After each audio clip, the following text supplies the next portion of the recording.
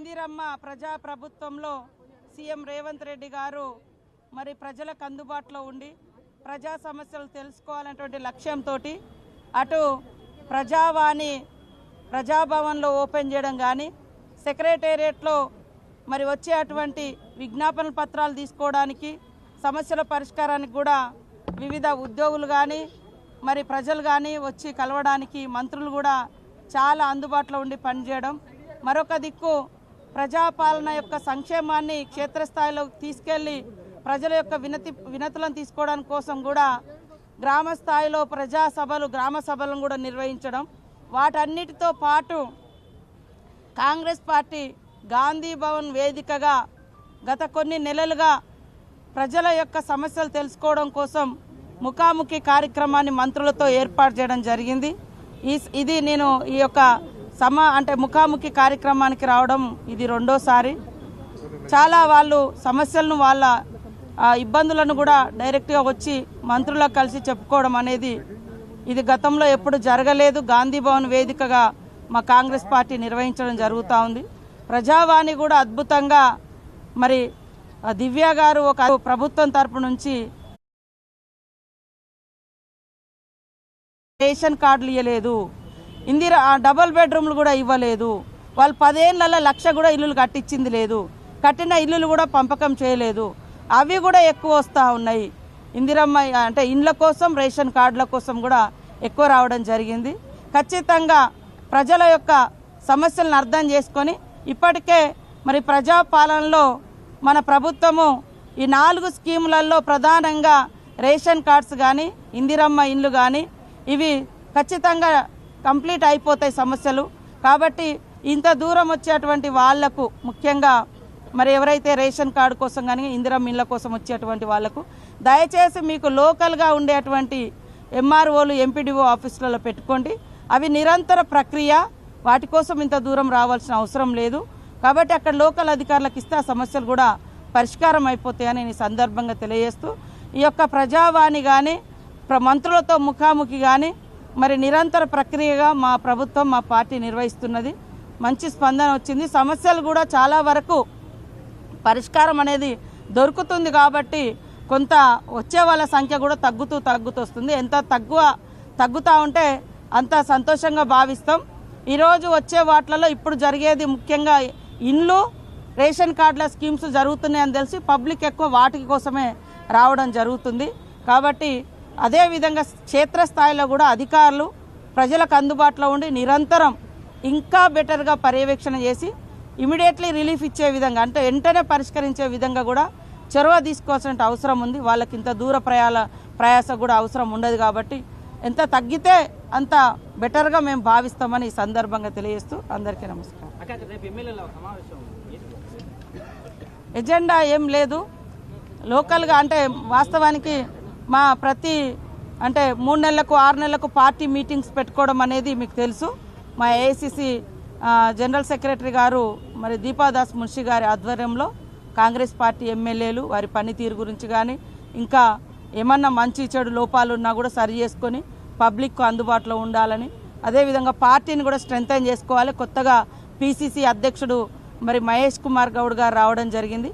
వారి ఆధ్వర్యంలో పార్టీని క్షేత్రస్థాయిలో కమిటీలు కానీ బూత్ కమిటీలు కానీ గ్రామ కమిటీలు కానీ అవన్నీ కూడా వేసుకొని క్యాడర్కు ఒక బాధ్యత ఇవ్వడం, అదేవిధంగా రాబోయేటువంటి కాలంలో ఇప్పుడు ఒక 2-3 ఎమ్మెల్సీ ఎన్నికలు కూడా ఉన్నాయి. ఆదిలాబాద్ కానీ ఇటు వరంగల్ కానీ ఉన్నాయి. కాబట్టి ఆ ఎన్నికలను కూడా దృష్టిలో పెట్టుకొని ఇవన్నీ కూడా ఎమ్మెల్యేలకు దిశానిర్దేశం చేయడం జరుగుతుంది. పత్రాలకు సంబంధించి మీ పార్టీ ఎమ్మెల్సీ అంటే నిప్పు పెట్టిన పరిస్థితి కనపడుతుంది. చెత్తపుట్టలో జానారెడ్డి సంబంధించిన ఇది సర్వే అని చెప్పేసి కూడా మాట్లాడుతున్నారు. నిజంగా ఎంత దుర్మార్గంగా మాట్లాడుతున్నారంటే ఇప్పటి వరకు దేశంలో బీసీ కులగణన 1931 తర్వాత ఏది సోషియో ఎకనామిక్ సంబంధించి బ్రిటిష్ కాలంలోనే జరిగింది. ఆ తర్వాత అఫీషియల్గా అథెంటిక్గా ఉన్న కులగణన ఏదైనా జరిగిందంటే ఇప్పుడే జరిగింది. అది ఇల్లు పోయి సర్వే చేసిర్రు. మరి గవర్నమెంట్ అధికారులను పంపించి సర్వేలు చేయించడం తగ్గింది. గత బీఆర్ఎస్ చేసినటువంటి కుల సర్వే కుల సమగ్ర సర్వే వాళ్ళ కుటుంబం కోసం చేసిర్రు, మన కుటుంబాలన్నీ పేరు మీద. అంతిమంగా ఆ కుటుంబ సర్వేను ఎక్కడి పంపిర్రు? లిమ్కా బుక్ అంట. లిమ్కా బుక్ కోసం దుబాయ్ నుంచి వచ్చిర్రు పాపం పేరెక్కించుకోవడం, అంటే సర్వేలో పాల్గొనడం కోసం, లేదా వేరే వేరే దేశాల నుంచి వచ్చిర్రు. ఆ సర్వేని ఆధారంగా తీసుకొని ఏదన్నా పథకం అమలు చేసిండ్రా? ఎస్, నేను అడుగుతున్నా ఇప్పుడు. ఎస్, మేము socio economic, education, employment, political, అదేవిధంగా క్యాస్ట్ సర్వేను మేము మా రాహుల్ గాంధీ గారి యొక్క డ్రీమ్, టార్గెట్, లక్ష్యము, ఆశయం, ఆకాంక్ష, ఒక పేషెంట్ను ఎక్స్రే తీస్తే ఆయన బాడీలో ఉన్నదంతా ఎట్లా బయటకు వస్తుందో, ఈ సమాజంలో కులాంతరాలు, అదేవిధంగా పేదరికము, కులాలు, వాటి అన్నీ కూడా బయటకు వస్తాయి. ఎక్స్రే లాగా కుల గణన జరగాలని చెప్తే మేము మరి రోజుకు ఒక 10 కుటుంబాలు, ఒక అధికారి, 10 కుటుంబాలే ఆ రోజు 10 లక్షల మందిని ఉపయోగించారు. బీఆర్ఎస్ పార్టీ 10 లక్షల ఉద్యోగులు ఈ సర్వేలో పాల్గొన్నారా? ఈ రోజు మేము 1,00,000 మంది ఉద్యోగులను వాడి, గవర్నమెంట్ ఉద్యోగులను వాడి అథెంటిక్గా తెస్తే కావాలని బీసీలకు వచ్చే ఒక మంచి అవకాశాలను పక్కదోవ పట్టించి రేపు ఏ అవకాశాలు ఉండొద్దని చేసి కుట్ర చేసి ఇవాళ అందరూ అట్లా మాట్లాడుతున్నారు. కానీ తప్పు. అది ఒకవేళ ఎక్కడన్నా మిస్ అయితే కొంతమంది టీఆర్ఎస్ నాయకులు ఈ కుల బహిష్కరణ, అంటే ఈ కులగణన బహిష్కరించాలన్నారు. ఎంత దరిద్రం అంటే, ఇవాళ నువ్వు లిమ్కా బుక్ కోసమేమో కుల సమగ్ర సర్వే పేరు చెప్పి ఒక్క రోజులో దేశ విదేశాల నుంచి రప్పించి రికార్డు కోసం పంపించినావు. మేము ఇవాళ కుల సమగ్ర సర్వే చేసి ఏ కులం ఎంతో తేల్చి వాళ్లకు సంక్షేమ పథకాలు కానీ, వాళ్ళకు రాజకీయ అవకాశాలు కానీ, ఉద్యోగ ఉపాధి అవకాశాలు కానీ, మరి సామాజిక డెవలప్మెంట్ కానీ చేయాలని మేము ఒక లక్ష్యం పెట్టుకొని చూస్తే దీన్ని కంపేర్ చేసి మాట్లాడుతారు. వాళ్ళు ఇచ్చింది 51, మేము ఇచ్చింది 56%. మా సర్వేలో వచ్చింది 56%. ఎక్కడ తక్కువ వచ్చింది? ఇవాళ తక్కువ ఎక్కడ రాలే. వాళ్ళ సర్వేలో ఓసీలకు ఆనాడు 23% ఇచ్చారు. ఈరోజు మా సర్వేలో 15% వచ్చింది. ఎక్కడ ఓసీలో పెంచినాం, ఎక్కడ బీసీలో తగ్గించినాం. ఇక మా పార్టీ కాదా ఆయన డిసైడ్ చేసుకోవాలి. ఇప్పుడు నా బాధ, ఎందుకంటే నేను కూడా మల్లన్న కోసం చాలా కష్టపడ్డాం, పనిచేసినాం. పార్టీలో మాట్లాడాలనుకున్నప్పుడు పార్టీ లైన్లో ఉండాలి. లేదా మీకు డౌట్స్ ఉంటే ఇది ఎట్లా చేసినామని ఆయనను కూడా 2-3 మీటింగ్లో పిలిచినాం. నేనే కదా పంచాయతీరాజ్ శాఖ మినిస్టర్గా ఉన్నప్పుడు కూడా ఉండిగా ఆయనను కూడా 2-3 మీటింగ్లకు వచ్చిండు. కాబట్టి ఇవాళ సమగ్ర ఈ యొక్క కులగణన జరుగుతుంటే ఈ యొక్క సమగ్ర సర్వేలో అధికారులకు సహకరించాల్సినటువంటి ప్రజాప్రతినిధులుగా ఉండి బీఆర్ఎస్ పార్టీ ఎంత దుర్మార్గం అంటే వాళ్ళు ఈ సర్వేలో పాల్గొనలే. మేము ఒక టార్గెట్ పెట్టుకున్నాం, సామాజిక ఆర్థిక ఉద్యోగ ఉపాధి అవకాశాల కోసం ఈ కుల సమగ్ర సర్వేను మేము నిర్వహించినాం. ఇవాళ వాళ్ళకి ఎక్కడ బీసీలకు పెరుగుతున్నాయో, ఎవరి వాటా ఎంత పెరుగుతుందో అని వీళ్ళు పాల్గొనలేదు. పాల్గొనలకు మాట్లాడే అర్హత ఉందా? బీసీ సోదరులు కూడా ఆలోచించాలి, నిలదీయాలి. ఎందుకు వాళ్ళు పాల్గొనలేదు? వాళ్ళు అంటే దీన్ని తగ్గించాలనే కదా, ఈ యొక్క కుల సమగ్ర సర్వేను ఉనికిలోకి రానియకుండా చేయాలనే కదా. అలాంటి వాళ్ళు వచ్చి వాళ్ళు మాట్లాడుతున్నారు బీసీల కోసం. బీసీ సోదరులు అంతకుముందే మాట్లాడారు, తోడేళ్ళు వచ్చి గొర్రెలను కాపాడుతామంటే ఎవరైనా గొర్రెలు నమ్ముతాయా? నేను గొర్రెనే కావచ్చు, కానీ నాకంటూ ఒకటి ఉన్నది.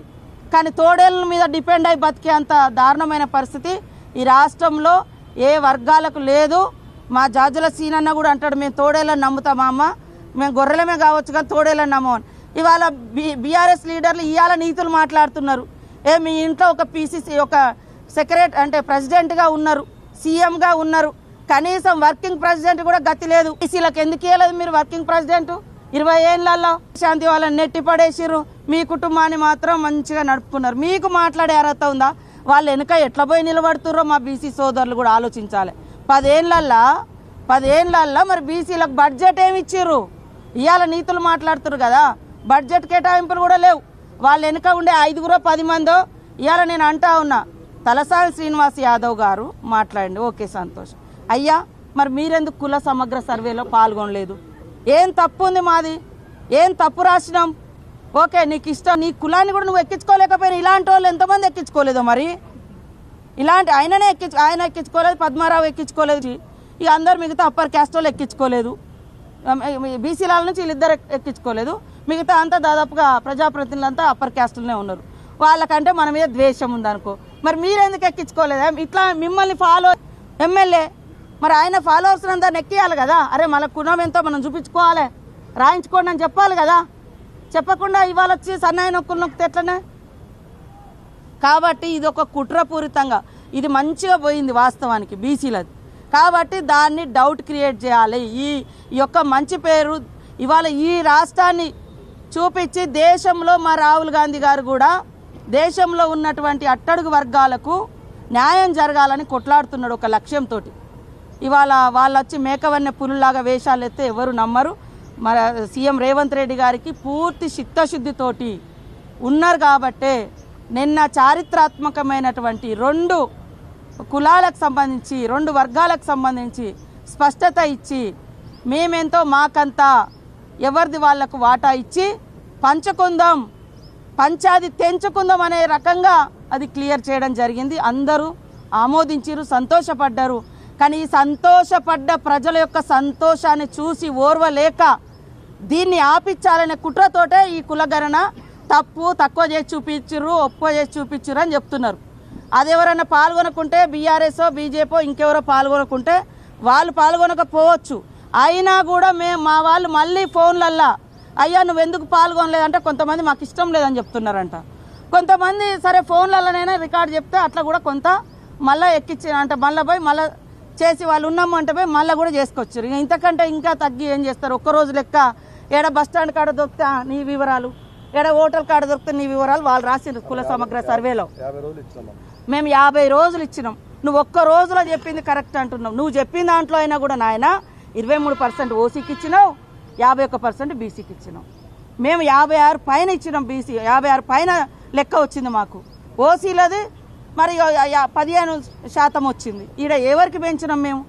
ఇది ప్రజలు కూడా అర్థం చేసుకోవాలి. ఒక మంచి ప్రయత్నం జరుగుతుంది దేశంలో. ఆఫ్టర్ ఇండిపెండెన్స్ ఫస్ట్ 1931లో ఈ కుల సోషియో ఎకనామిక్ సర్వే జరిగింది. After that only this is the best census అని చెప్తున్నా. క్యాస్ట్ సెన్సెస్ సోషియో ఎకనామిక్ పేరు మీద జరిగింది. ఇదే ఆధారం తప్ప వాళ్ళు చేసినామని చెప్తున్నారు కదా. వాళ్ళు లిమ్కా బుక్ అయితే పంపించారు కానీ మరి గవర్నమెంట్ వెబ్సైట్లో పెట్టాలి కదా, రికార్డులలో పెట్టాలి కదా, కనీసం చర్చ పెట్టాలి కదా, కనీసం అసెంబ్లీ కన్నా నివేదించాలి కదా. అయ్యా ఇగో ఇంత కులగణన గింత వచ్చింది, దాన్ని బేస్ చేసుకొని ఈ పేదోళ్ళకి గిన్ని ఇల్లు ఇస్తాను, ఈ వర్గాలకు ఇంత బడ్జెట్ కేటాయించడం, ఇంతమందికి ఉద్యోగాలు ఇచ్చడం ఎక్కడైనా చెప్పిరా? ఆలోచించండి. ఇవాళ లాగొచ్చి వేషాలు వేసి మేము చేసే మంచిని ఈ రకంగా తులనాడడం అనేది ఇది కరెక్ట్ కాదు. ప్రజలు ఆలోచించాలని నేను మన తెలంగాణ హిట్ టీవీ యాప్, ఇందులో short news, live news, entertainment shows, movies, digital magazines తో పాటు మీ జిల్లా వార్తలను కూడా ఫ్రీగా చూడొచ్చు. అంతేకాదు కేజీ నుంచి పీజీ వరకు విద్యార్థులకు స్కాలర్షిప్ కూడా అందిస్తున్నాం. ప్రతి వారం 10 మందికి లక్కీ డ్రా ద్వారా ఒక్కొక్కరికి 10,000 రూపాయలు అందిస్తున్నాం. ఇంకెందుకు ఆలస్యం? వెంటనే హిట్ టీవీ యాప్ ని డౌన్లోడ్ చేసుకుని ఫ్రీగా ఎంటర్టైన్మెంట్ పొందండి. Hit TV app. Hit TV app. Please download hit TV app. Hit TV app ని ఫ్రీగా డౌన్లోడ్ చేసుకుని ఎంజాయ్ చేయండి. మీకు నచ్చిన ఎంటర్టైన్మెంట్ కోసం హిట్ టీవీ యాప్ ని ఫ్రీగా డౌన్లోడ్ చేసుకుని ఎంజాయ్ చేయండి. హిట్ టీవీ యాప్ ని డౌన్లోడ్ చేసుకుని ఆస్వాదించండి, ఆశీర్వదించండి. ఇంతమంది సెలబ్రిటీలు హిట్ టీవీ యాప్ ని డౌన్లోడ్ చేసుకోండి అని చెప్తున్నారంటే ఎంత మంచి యాప్ ఆలోచించండి. అమెరికాలో చదవాలనుకునే వాళ్ళకి విశ్వసనీయమైన పేరు మన శౌర్య కన్సల్టెన్సీ. UK లో 1 year masters, UK లో 1 year masters, 2 years work permit up to 5 years visa. Contact Saurya Consultancy. Contact 89851 89851.